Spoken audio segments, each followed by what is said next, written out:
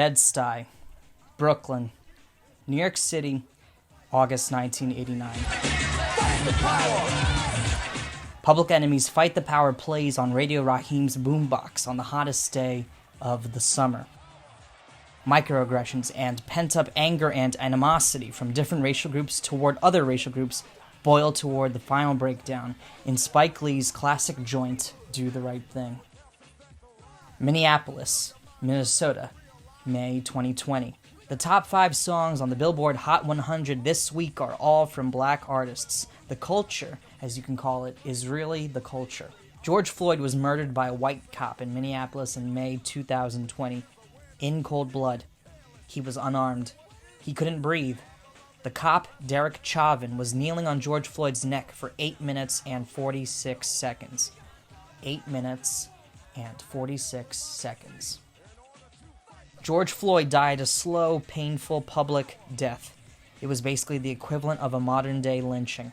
George Floyd's death is just one of the many, all too familiar deaths in U.S. news.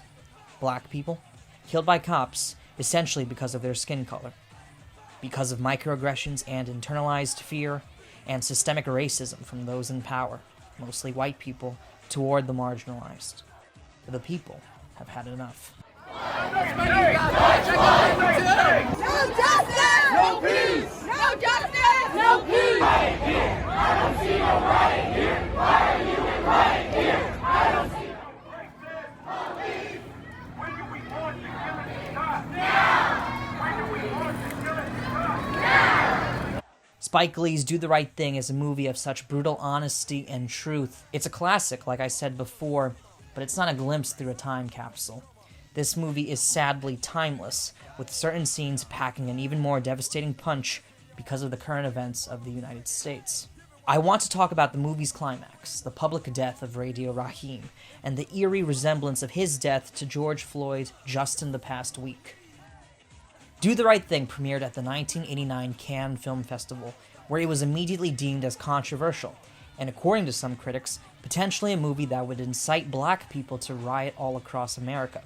A racist response, and a response that still irks Spike Lee when he was interviewed in 2014 for the movie's 25-year anniversary. Take him down! Just take it down! Just take him down! Let him go! That's never the killing him! You're killing him! Give it up, asshole! Give it up! Just take him down! Come on! Give it up!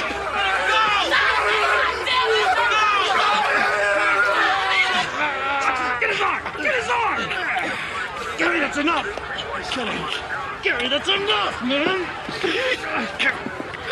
Gary, that's enough! Shut the fuck up! Radio Raheem! Radio Raheem! No! Radio Raheem! Just like in 2020, the unarmed onlookers were telling the cops enough is enough. Just like in 2020, a few cops were feeling a little power hungry and perhaps acting on some pent-up rage, anger, or maybe they were just having fun abusing their power versus the powerless.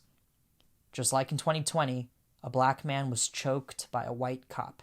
August 1989, May 2020. Not much really has changed. No smartphones in 1989, so Radio Raheem's death would have taken a little longer to reverberate across America, but the loss is still the same.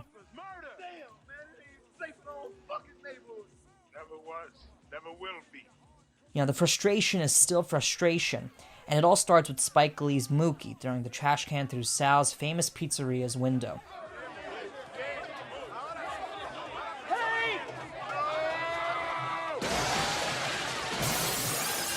For those who say they could have protested peacefully, well, they tried that.